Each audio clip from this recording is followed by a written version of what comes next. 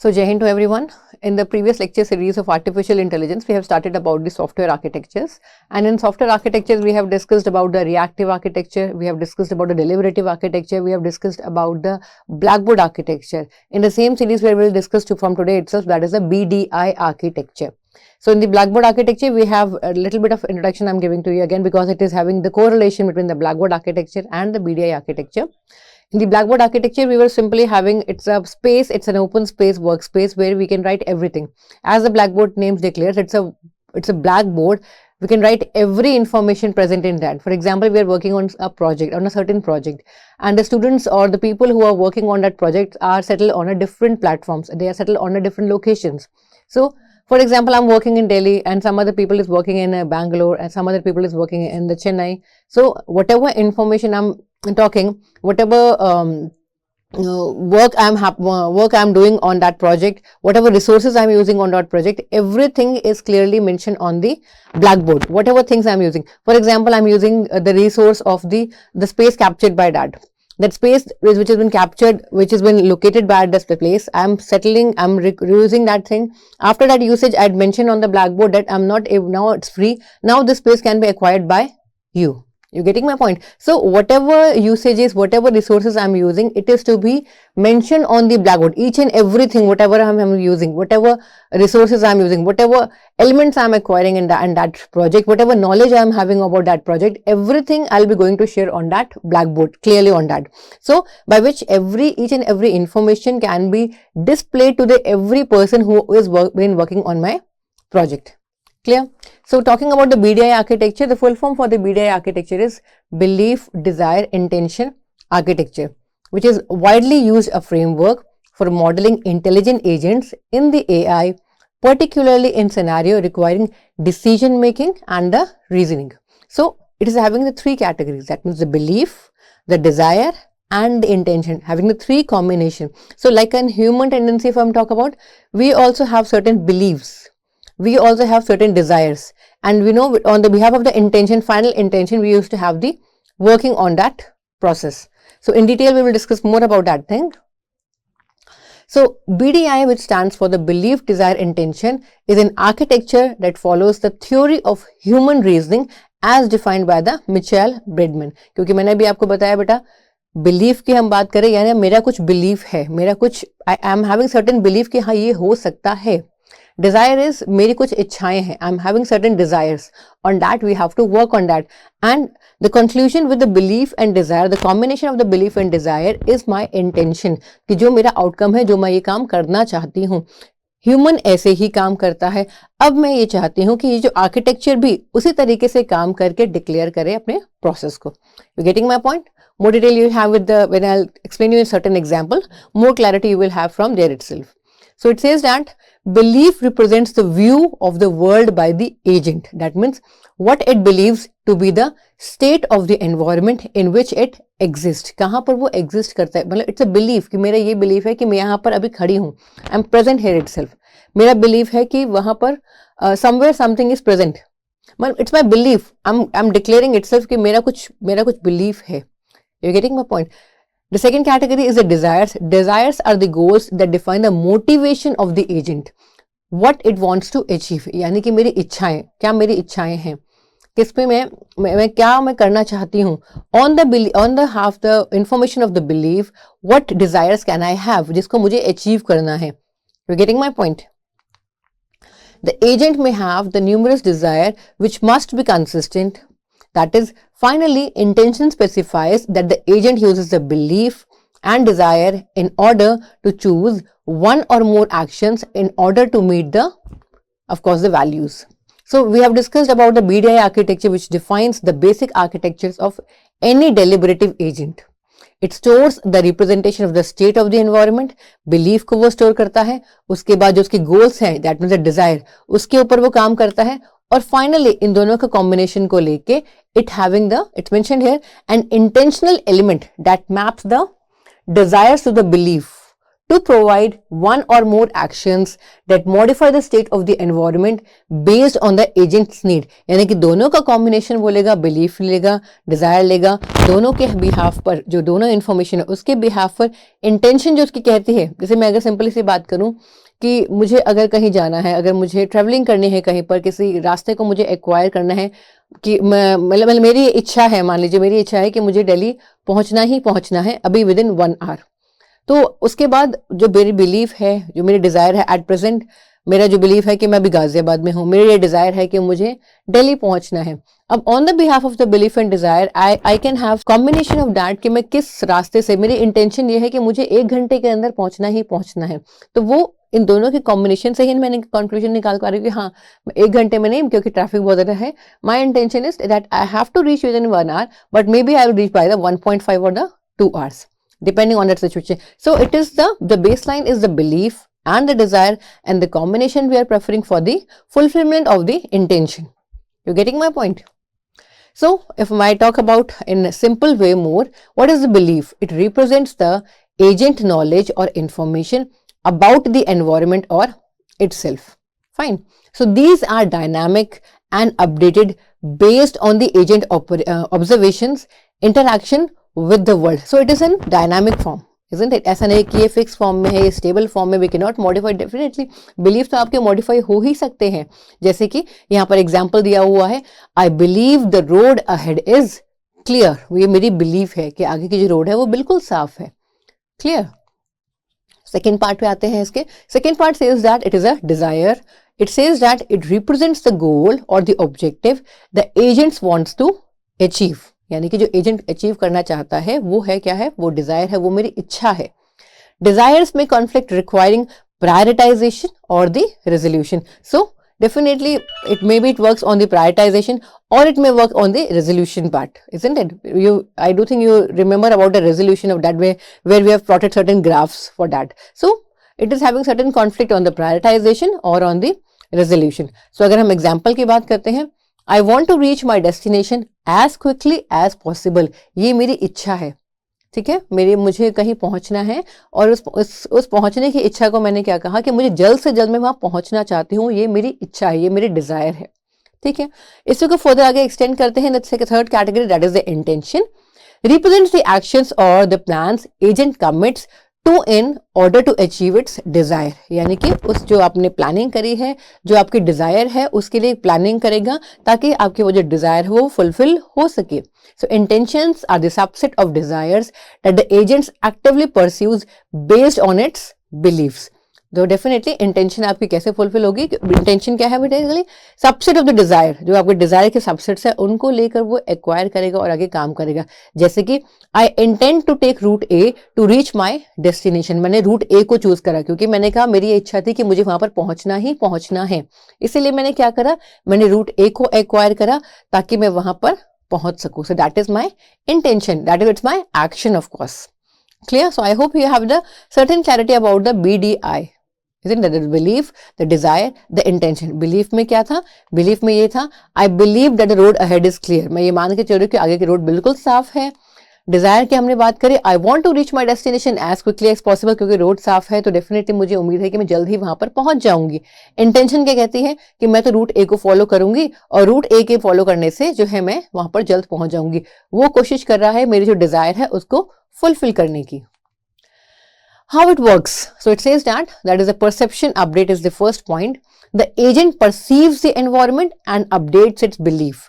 Definitely in AI from the starting itself I'm talking again and again that it is a two-way model. वो environment से information capture करता है, environment से sensors के through information को capture करने के बाद वो revert back with the help of the actuators it performs certain actions. So definitely in the belief part also we are definitely acquiring certain information from the environment और उससे वो क्या करता है, अपने belief को update भी करता रहता है, change भी करता रहता है. So it says that the agent perceives the environment and updates its belief. Clear? The second point is the desire generation. Based on the updated belief, the agent determines its possible desire.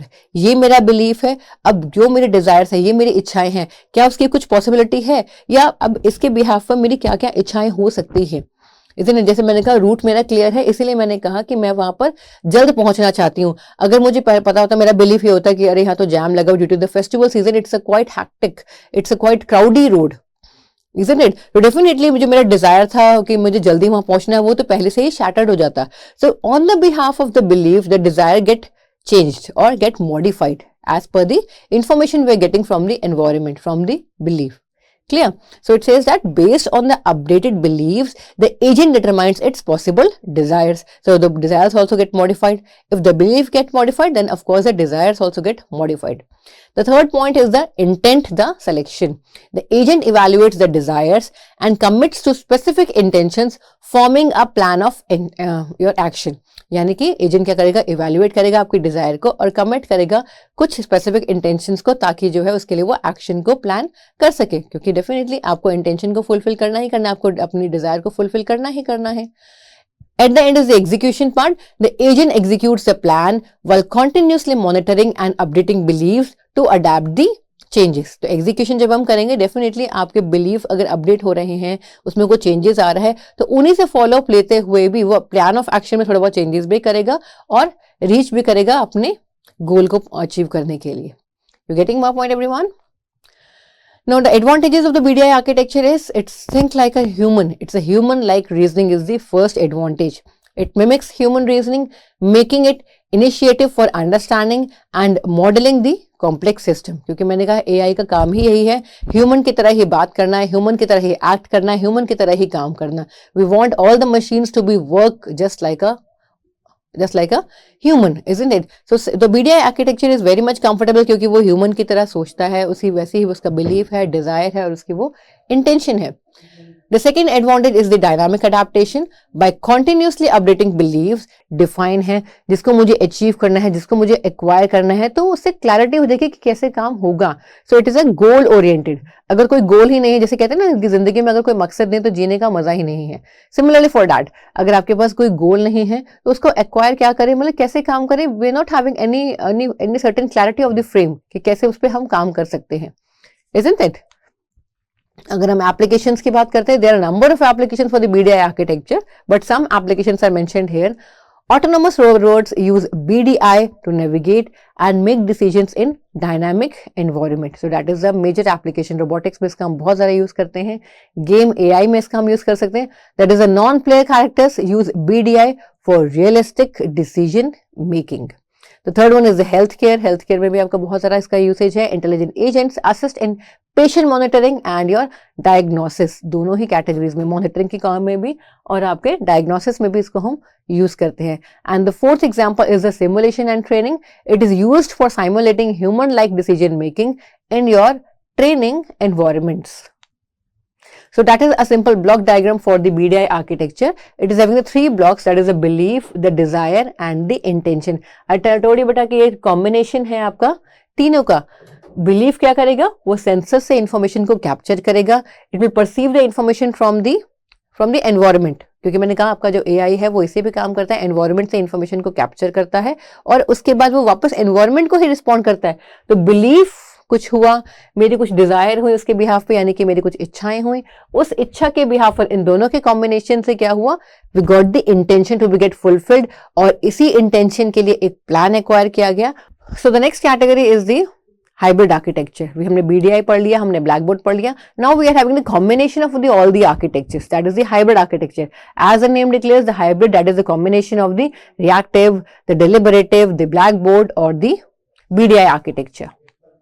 So what it says that hybrid architecture in AI which combines multiple methodologies, models और paradigms to achieve better performance to solve the complex problem. क्योंकि मैंने कहा मैंने इस architecture की quality उठा ली, मैंने उस आर्किटेक्चर की क्वालिटी उठा ली, मैंने इसकी क्वालिटी उठा ली, मैंने 3-4 आर्किटेक्चर की क्वालिटीज को उठाया और उनकी क्वालिटीज को एक्वायर करके कंबाइन करके एक हाइब्रिड आर्किटेक्चर का कॉम्बिनेशन बनाया. और डेफिनेटली इससे क्या होगा, जो मेरी कॉम्प्लेक्स प्रॉब्लम है, जो एक सिंगल आर्किटेक्चर सॉल्व नहीं कर पा रहा था, वो बहुत आराम से आपका ये जो हाइब्रिड आर्किटेक्चर है वो सॉल्व कर पाएगा. अगर इसमें हम पॉइंट्स के फॉर्म में बात करें, in the case of traditional software architecture, most architectures are the hybrid. For example, the architecture of the network stack is made up of pipe and filter architecture and your layered architecture. जैसे कि हमने पहले भी previous lectures में discuss करा था pipe and filter के बारे में। एक पाइप है, हर पाइप में छोटे छोटे पाइप्स आपके बने हुए, उसमें सब में फिल्टर्स आपके लगे हुए हैं, और हर एक पाइप के अंदर जो फिल्टर लगा हुआ है, अगर इनपुट हमारा कुछ डेटा उसके अंदर गया, फिल्टर ने उसको कुछ मॉडिफिकेशन करी, आउटपुट हमारा निकल गया, फिर वो नेक्स्ट पाइप ऑन में गया, फिर उसमें कुछ फिल्टर था, फिर उसने कुछ काम करा, फिर उसने वो आउटपुट दिया। ऐसे करते करते वो जो पाइप एंड फिल्टर आर्किटेक्चर है वो काम भी करता है। Plus it is the combination of the layered architecture also, जो मैंने आपको पहले भी बताया था। Just like an OSI model की अगर हम बात करते हैं या TCP/IP मॉडल की हम बात करते हैं, layer wise layer it is having the working of that data, जो आपका डेटा आपका ट्रांसफर हो रहा है या इंफॉर्मेशन अगर आपकी ट्रांसफर हो रही है तो एक लेयर से दूसरी लेयर पर जाएगी, तभी वो प्रोसेसिंग आपकी कंप्लीट हो पाएगी। So definitely it is also kind of an hybrid architecture. So this same stacks also share some common elements of the Blackboard architecture, as there are global elements that are visible and used by each component of the architecture. तो Blackboard का तो बहुत ही अच्छा काम है, जैसे मैंने आपको पहले भी बताया है, प्रीवियस लेक्चर्स में मैंने आपको बताया था कि Blackboard क्या है, एक ओपन स्पेस है। जैसे आपके क्लासरूम में ब्लैक बोर्ड लगा होता है, ऐसे यहाँ पर भी एक ब्लैक बोर्ड है।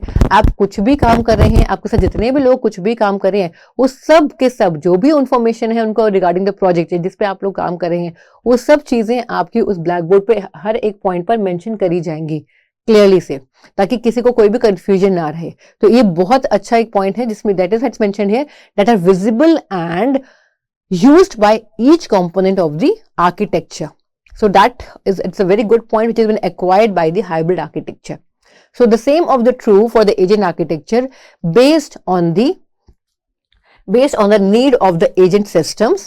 Different architectural elements can be chosen to meet those needs. So definitely मैंने कहा कि हम combination करें different architectures का, और अगर मैं कुछ architectures का combination बनाती हूँ तो उसके जो कुछ elements हैं उनको acquire करके जो मेरी requirements है उसको हम easily fulfill कर सकते हैं.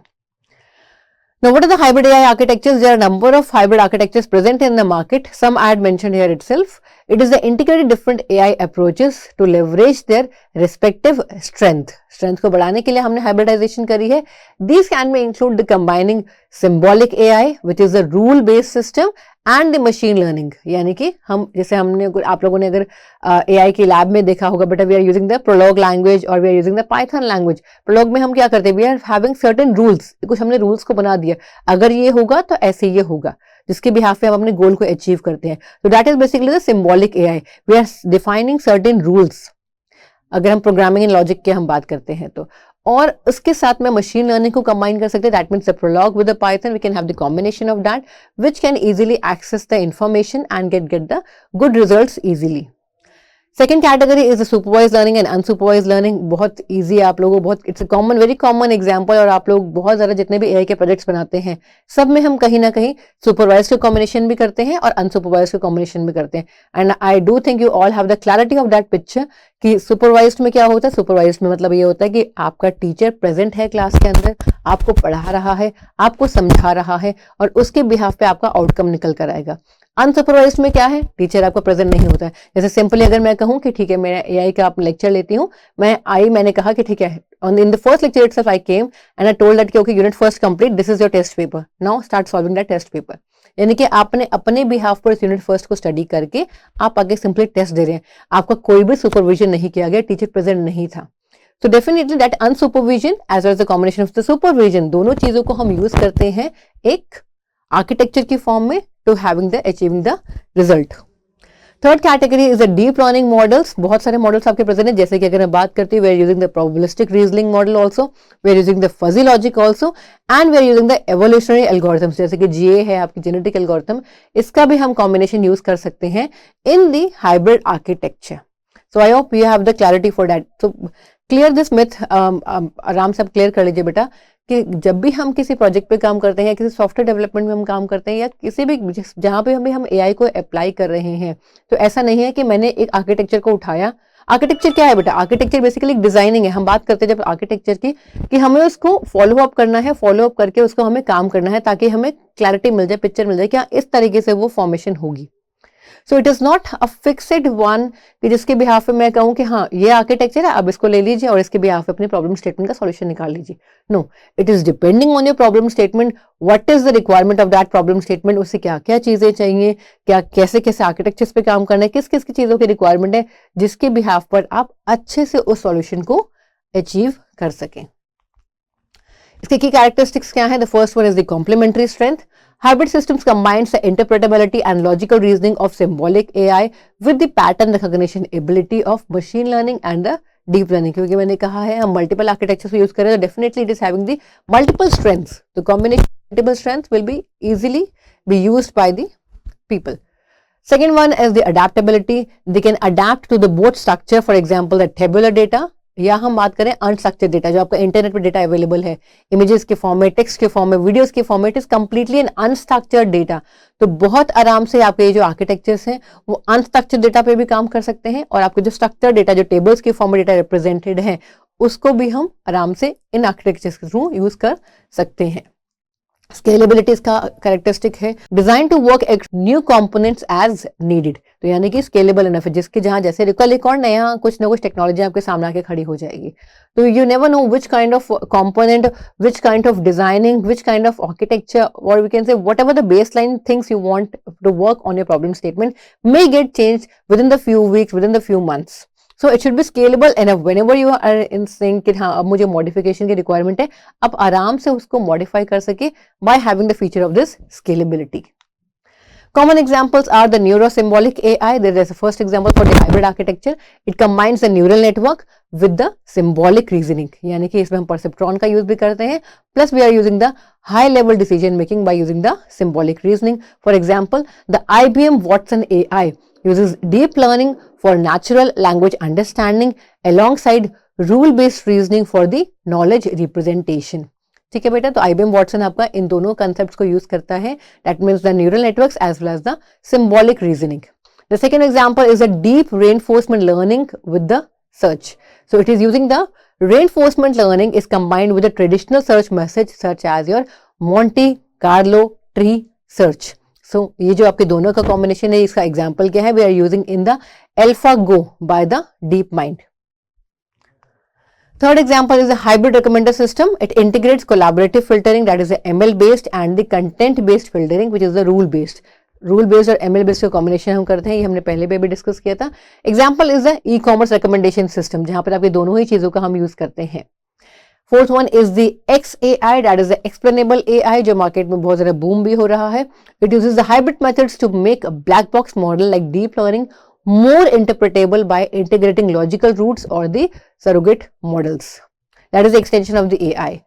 The fifth one is the fuzzy neural networks. It incorporates fuzzy logic with the neural networks to handle uncertainty and the impressions. तो इनको डील करने के लिए हमने कॉम्बिनेशन एप्लीकेशंस कुछ और भी है. इसमें हेल्थ केयर की है. Decision support systems that uses rule based reasoning for diagnosing combined with the machine learning for pattern recognition. That is the object detection के लिए हम इसको यूज करते हैं with symbolic reasoning for decision making.